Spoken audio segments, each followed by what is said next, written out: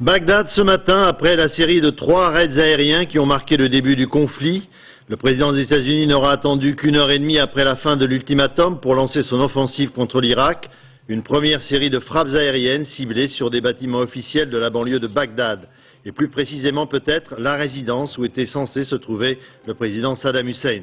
L'intention des Américains était-elle de le tuer dès la première minute du conflit? Information à confirmer, mais dans les minutes qui suivirent ce premier raid, le chef de l'État irakien est apparu à la télévision plus déterminé que jamais. Madame, Monsieur, bonjour. Nous sommes ensemble pour une nouvelle édition spéciale consacrée au début de l'offensive américaine contre l'Irak.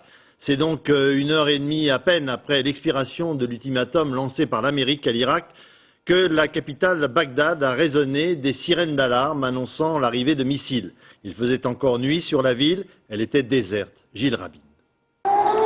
1 heure et demie après la fin de l'ultimatum, les sirènes retentissent sur Bagdad. Il est 5h30, 3h30 à Paris.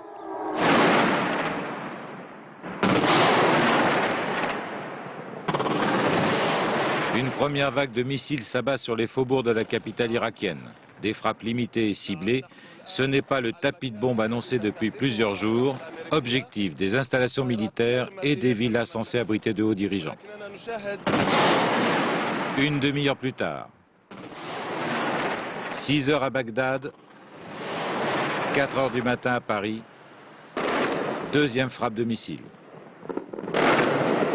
Toujours sur la périphérie de la capitale et toujours sur les mêmes cibles, installations militaires et hauts dignitaires du régime de Saddam Hussein.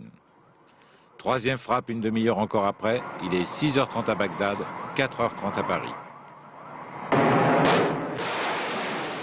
Au total, les navires de guerre américains ont tiré 40 missiles Tomahawk sur la capitale irakienne, de la Méditerranée, de la mer Rouge et du Golfe Persique.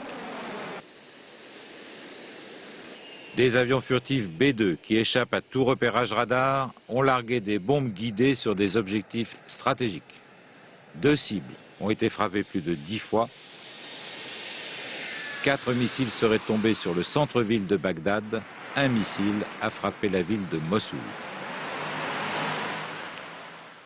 8 heures à Bagdad, 6 heures du matin à Paris, fin d'alerte aérienne. Quelques voitures civiles, des camions de militaires et des policiers qui reviennent au carrefour. Dernier geste de défi avant la prochaine frappe.